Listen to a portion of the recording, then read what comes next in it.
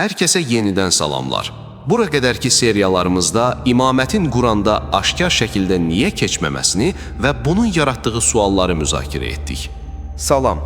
Bəli, hətta bəzi alimlərin Quranda açıq dəlil yoxdur etiraflarını da eşitdik. Amma mənim bildiyim qədərilə, Şiə alimləri Qurandan konkret bir ayəni daim öz iddialarının mərkəzinə qoyurlar, elə deyil? Tamamilə haqlısan. Və o ayə Maidə surəsinin 55-ci ayəsidir. Yəni, məşhur vilayət ayəsi. Bilirsən, bu ayə onlar üçün sıradan bir dəlil deyil.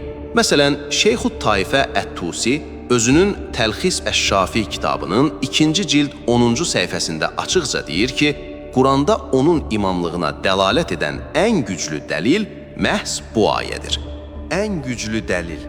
Səhv etmirəmsə, Əllamə Əl-Hilli də bu barədə çox iddialı danışıb. Əla xatırladın. Əl-Hilli də Minhəcül Kəramə kitabının 115-ci səhifəsində bu ayəni birinci burhan adlandırır. Dinləyicilərimiz üçün qeyd edək ki, burhan İslam alimlərinin terminologiyasında dəlaləti 100% qəti, şübhəyə yer qoymayan və son dərəcə aşkar olan dəlilə deyilir.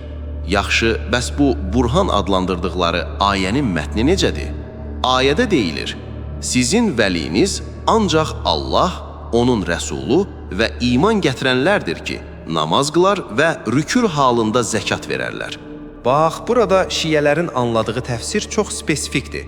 Onlar deyirlər ki, buradakı vəli sözü birbaşa hakim, idarə edən və xəlifə deməkdir. Və ən maraqlısı, ayədə iman gətirənlər ifadəsi cəm şəklində gəlsə də, onlar iddia edirlər ki, burada qəsd olunan cəmi bir nəfərdir. Möminlərin əmiri Əli bin Əbi Talib. Səbəb kimi də onu göstərirlər ki, tarixdə namaz qılarkən məhz rükû halında sədəqə verən yeganə şəxs o olub. O məşhur üzü hekayəsi. Məsciddə rükuda ikən dilənçiyə üzüyünü verməsi hadisəsi. Bəs bu hekayəni Quran ayələri ilə, yəni Qədir Xum hadisəsi ilə necə əlaqələndirirlər? Bax, burada Əl-Kuleyninin çox diqqət çəkici bir rəvayəti var. O, məşhur Əl-Kafi kitabının 1-ci cild 289-cu səhifəsində İmam Muhammed Əl-Baqirdən əleyhissalam belə bir rəvayət gətirir. Rəvayətə görə Allah Teala Peyğəmbərinə Əli əleyhissalam üçün vilayət təyin etməyi əmr edir və bu ayəni nazil edir. Amma cəmaət bunun nə demək olduğunu anlamır. Sonra nə baş verir? Sonra Peyğəmbər Rəbbinə Cəllə Cəlaluhu müraciət edir və Allah o məşhur təbliğ ayəsini, Maidə 67-ni nazil edir. Ey elçi, Rəbbindən sənə nazil olanı çatdır. Allah səni insanlardan qoruyacaq. Bundan cəsarətlənən Peyğəmbər Qədri Xum günündə ayağa qalxır və Əlinin vilayətini elan edir. Çox maraqlı xronologiya qurdu Kuleyni. Deməli, əvvəlcə vilayət ayəsi gəlir, Peyğəmbər çəkinir, sonra təbliğ ayəsi gəlir, o elan edir. Bəs dinin kamilləşməsi ayəsi hara düşür? O da ən sona. İmam Baqir əleyhissalam rəvayətin sonunda qeyd edir ki, fərzlər bir-bir ardınca nazil oldu və vilayət ən sonuncu fərz idi. Ondan sonra isə bugün dininizi kamil etdim ayəsi gəldi. Yəni, hər şeyi vilayətlə möhürlədilər. Çox təsirli senari qurulub.